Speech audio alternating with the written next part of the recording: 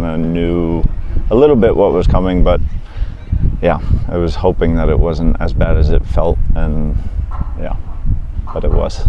Yeah.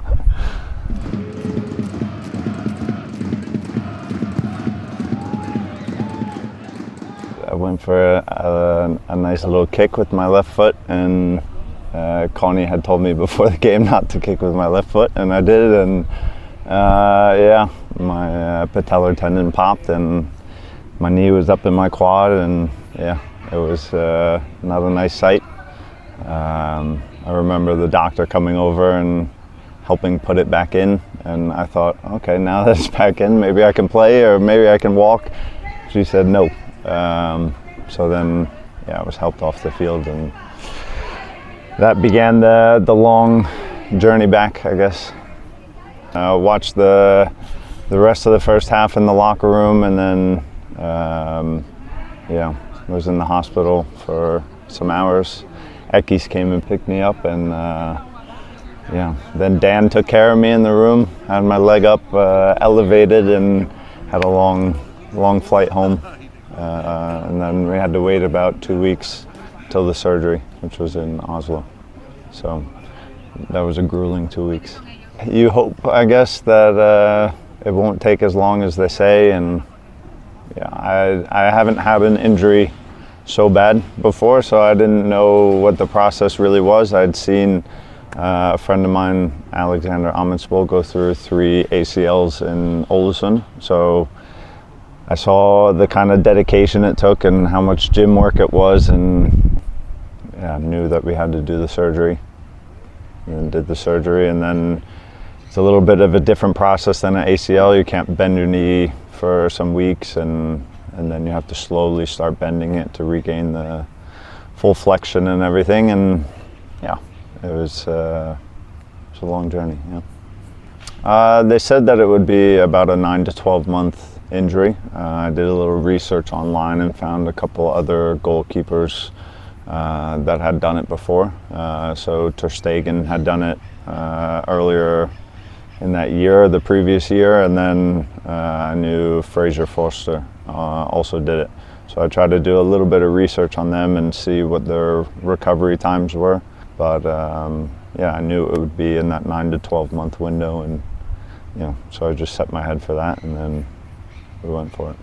It's hard to trust the process in the beginning. You kind of look for answers or tips, or kind of try to compare your journey to other people's. I was on YouTube and Instagram trying to figure out what this road kind of had in store, and you know, you're sitting at home and you're thinking, what else can you do and how can you get this to go away faster? And so of course I was online, and yeah, everyone's journey is different, and that's the main thing that I took away from it. And you know, since someone was biking at 6 weeks didn't mean that I could be biking at 6 weeks. Maybe I had to wait a little bit longer, and so the comparison was the tough part. I shouldn't have done that so much, and of course just listen to my physio. And like I said, I've seen some other guys go through these kind of injuries. Max as well went through it, and I saw that he had to go through the same kind of process with just being in the gym, and it being frustrating for him. And so those kind of things,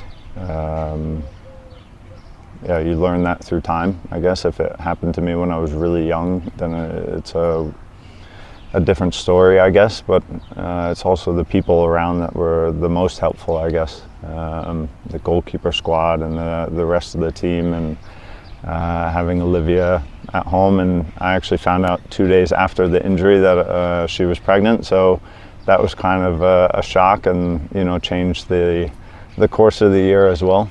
You know, I had something else to look forward to, and you know, that's a really important part of my life as well. So it definitely took some of the focus away from it, which was nice.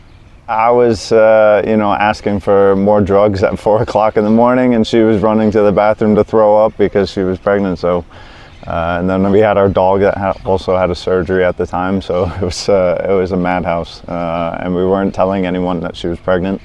So that was a crazy, you know, couple months there. Then it happened, and that was also a great experience. Yelset was a great hospital, and the people there as well were fantastic.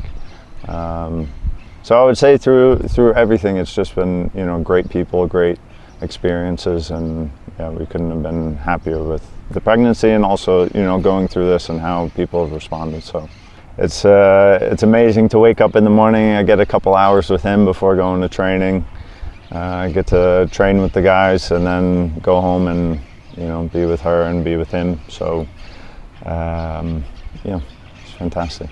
You know, ever since high school and college, we've always been getting the team together and doing a lot of social activities, and I've always found that when the team is the tightest off the field, you know, you perform the best on the field, and if we can gain some percentage there, then it's very helpful. So, but it's also, you know, very enjoyable to be with the guys, and, you know, if we're hosting a barbecue or going out on the boat or, you know, doing a little dinner or something, that's, you know, a great time, and also, yeah, facilitates some bonding. I definitely didn't have as much time last year, and maybe this year I won't have as much time either, but, you know, we try our best to have people over, have some dinners, and yeah, we'll find a little rhythm this year.